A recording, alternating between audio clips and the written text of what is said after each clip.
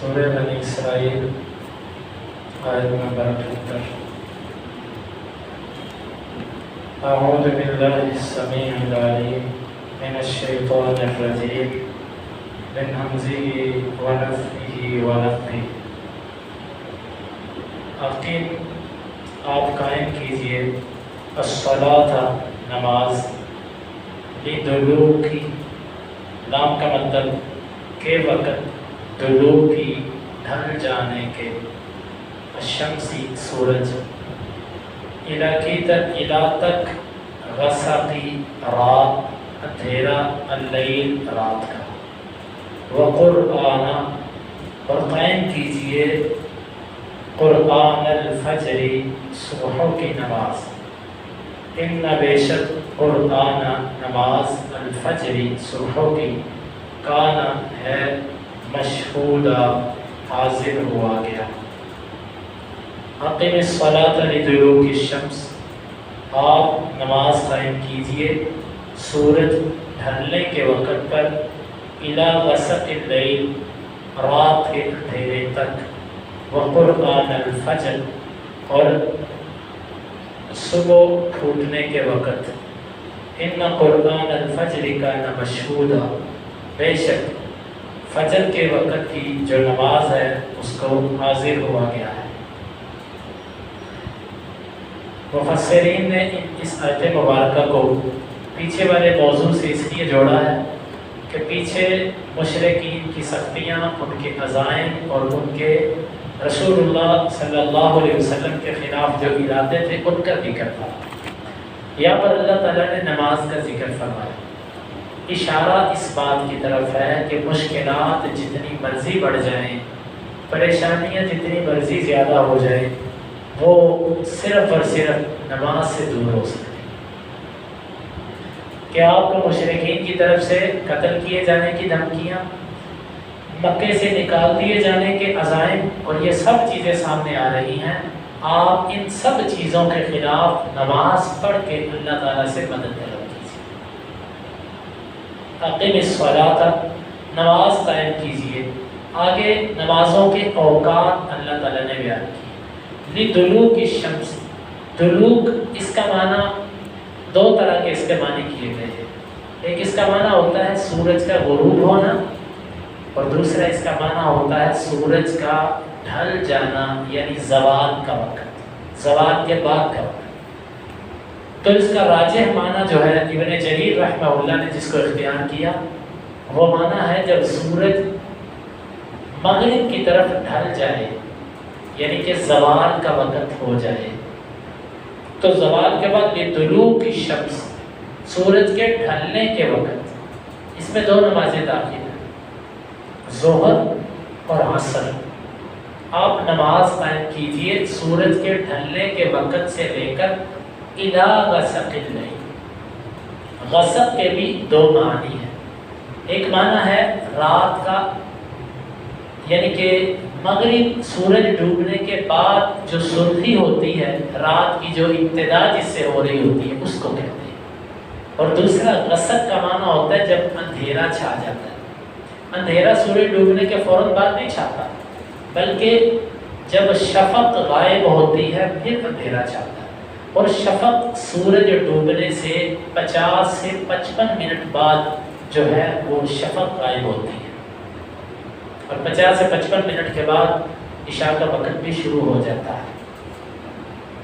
تو اس میں اللہ تعالیٰ نے فرمایا کہ الی غسق، دو معنی غسق کے، ایک معنی سورج ڈوبنے کے بعد جو تھوڑی تھوڑی اندھیرا آنا شروع ہوتا ہے اس کو، اور ایک رات کی تاریکی اس کو غسق کہتے ہیں۔ تو یہاں پر جو معنی ہے وہ دوسرا ہے رات کی تاریکی۔ اب اس کے اندر دونوں نمازیں آ گئی، ایک مغرب کی نماز آ گئی اور ایک رات کی تاریکی جب آ جاتی ہے تو عشاء کی نماز پڑھی جاتی ہے۔ گویا کہ اس آیت میں 4 نمازوں کا یہاں تک ذکر ہو گیا۔ لدلوک الشمس الی غسق اللیل، سورج کے ڈھلنے سے لے کر رات کی تاریکی تک آپ نمازوں کو پڑھیے۔ سوال یہ پیدا ہوتا ہے کہ اللہ تعالیٰ نے فرمایا سورج ڈھلنے سے لے کر رات کی تاریکی تک نماز پڑھو، اب ہم مسلسل تو نماز نہیں پڑھتے، تو ایک تو اس کا مطلب یہ ہے کہ سورج کے ڈھلنے سے نمازوں کا وقت شروع ہو جاتا ہے، پھر عصر سے پہلے تک ظہر کا وقت، پھر عصر سے لے کے سورج کے زرد ہونے تک عصر کا اختیاری وقت، اور غروب آفتاب تک عصر کی نماز کا جوازی وقت ہوتا ہے، جو کسی کی رہ گئی اس کے لیے جائز ہے کہ اس وقت میں پڑھ لے، یعنی کہ غروب آفتاب تک عصر کا وقت، پھر غروب آفتاب سے لے کر شفق کے غائب ہونے تک مغرب کا وقت، یعنی کہ یہ سورج ڈوبنے سے 50 سے 55 منٹ بعد تک مغرب کا وقت رہتا ہے، پھر شفق کے غائب ہونے کے بعد عشاء کا وقت شروع ہو جاتا ہے، جو رات کے تیسرے حصے تک، اور ایک روایت کے مطابق رات کے آدھی رات تک جاتا ہے۔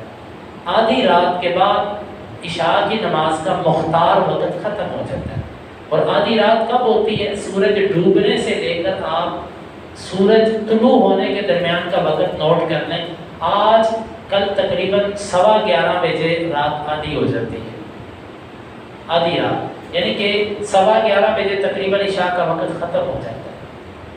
اس کے بعد جو عشاء کی وقت نماز ادا کی جاتی ہے، اگر کوئی جان بوجھ کے اس کو اس سے لیٹ کرتا ہے تو وہ اس نے نماز کے وقت کو ضائع کر دیا، نماز کے وقت کے وہ بات پڑھ رہا ہے۔ تو اللہ تعالیٰ نے یہاں پر نمازوں کے اوقات بتائے، ایک تو اس کا معنی یہ ہے کہ سورج ڈھلنے سے نمازوں کے وقت شروع ہوتے ہیں، اور پھر مسلسل فجر طلوع ہونے تک وقتاً فوقتاً نمازوں کے وقت چلتے رہتے ہیں۔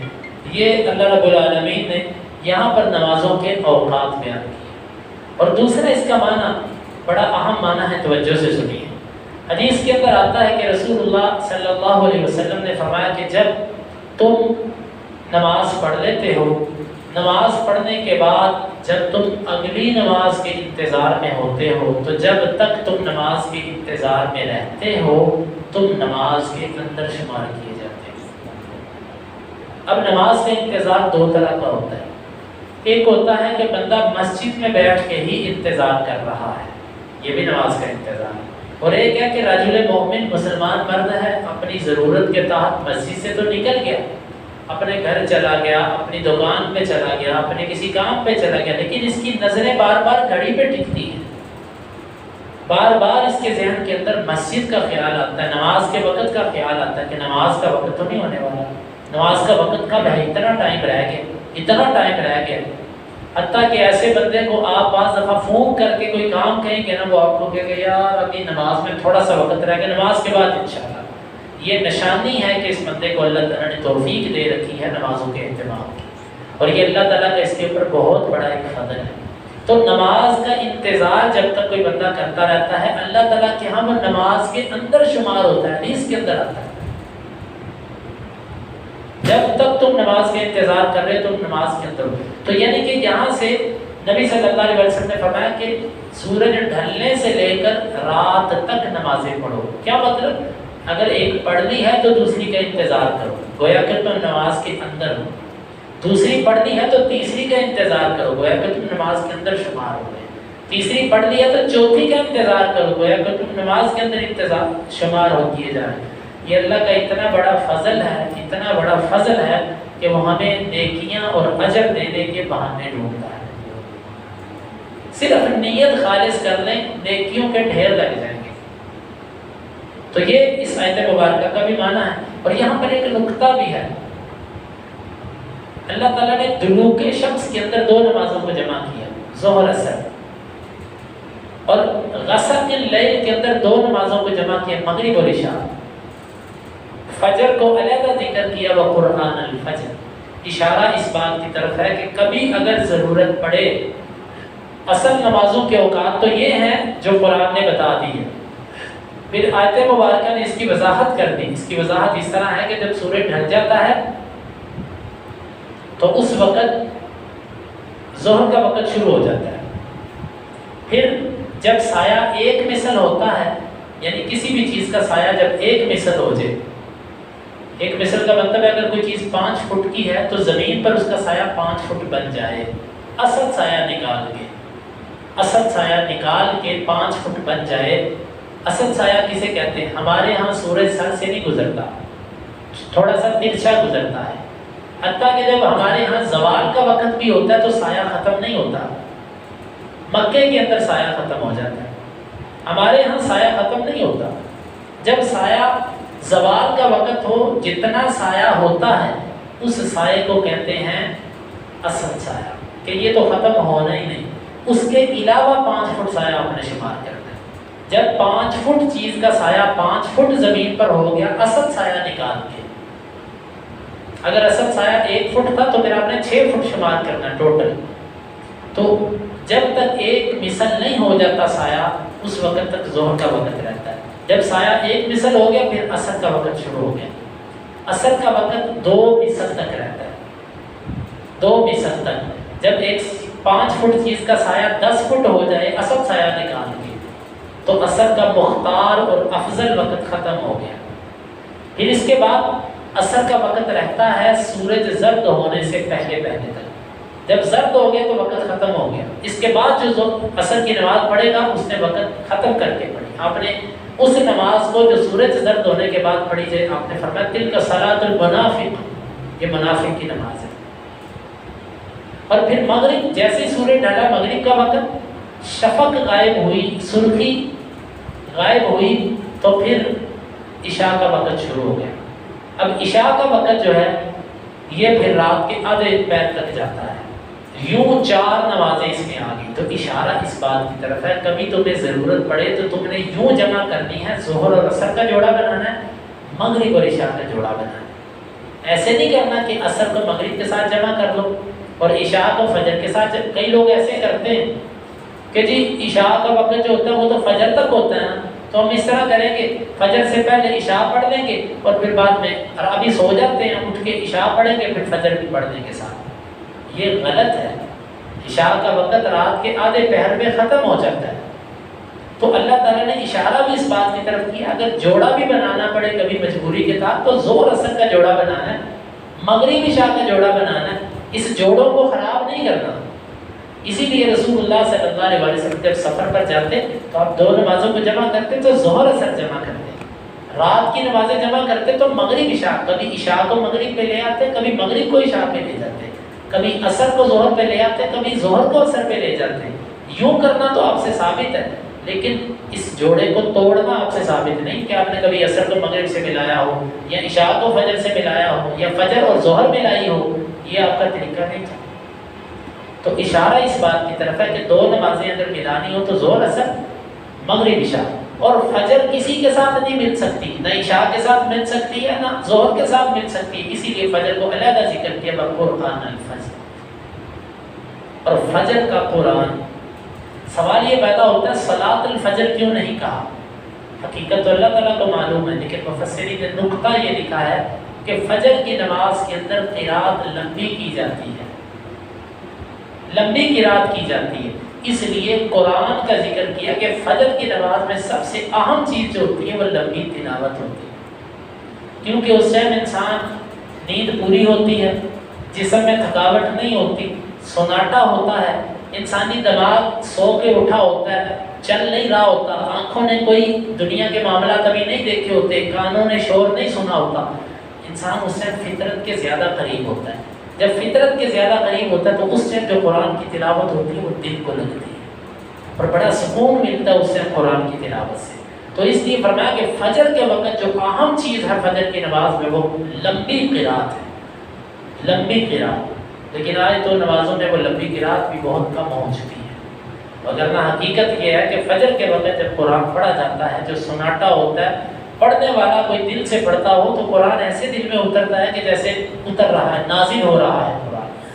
وقرآن الفجر، اور قرآن الفجر اس کی وجہ بعض مفسرین نے یہ بھی لکھی ہے کہ باقی نمازوں کی 4 رکعات، مغرب کی 3 رکعات، لیکن جو فجر کی نماز ہے اس کی رکعات زیادہ نہیں کی گئی۔ یہ یاد رکھیں شروع اسلام کے اندر ساری نمازوں کی 2 رکھتے تھے، عائشہ رضی اللہ عنہ کی روایت ہے کہ ہر نماز پہلے 2 رکھتے تھے۔ پھر کیا ہوا؟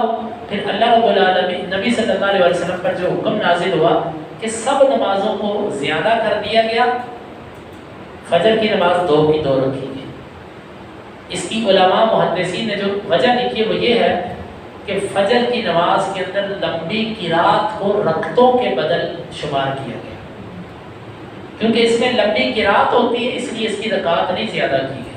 باقی نمازوں میں قرات لمبی نہیں ہوتی، ان کی رکعتیں زیادہ کر دی گئی۔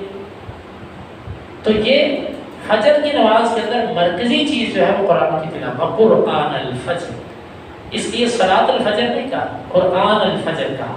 کیوں؟ قرآن کی تلاوت نماز کے رکنوں میں سے ایک رکن ہے، اس کی اہمیت کی طرف اشارہ کرنے کے لیے لفظ ذکر کیا۔ وقرآن الفجر، آپ فجر کا نماز جو ہے اس کو بھی قائم کیجئے۔ ان قرآن الفجر کان مشہودا، بے شک جو فجر کے وقت قرآن پڑھنا ہے اس کو حاضر ہوا گیا ہے۔ کیا حاضر ہوا گیا؟